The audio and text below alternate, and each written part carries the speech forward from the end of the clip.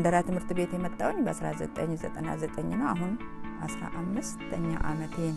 መምህርነት የሁሉ ነገር ምንጭና መሰረት ነው። ምድራዊ ሀብት ላይኖር ይችላል፣ ማካብቶ በምድር ላይ የተማረ ትውልድ ያ እንዴት ያረካል።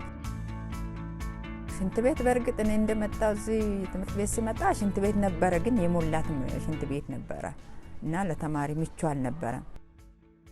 እኛ ትምህርት ቤት በጣም ብዙ ጎበዝ ተማሪዎችንም ያፈራል። ተማሪዎቹም ደስ የሚሉ ናቸው። ጸባያቸው ምናምን በቃ በጣም አሪፍ ነው። ድሮ ሽንት ቤቱ የተሰባበረ ሸክላው የተሰባበረ ያስቸገረ ሽንት ምናምን ሞልቶ ያስቸገረ ነበረ። አሁን ደግሞ ሳቶ ድርጅት መጥቶ አሁን ሽንት ቤቱ አምሯል፣ ፍሬሽ ሆኗል።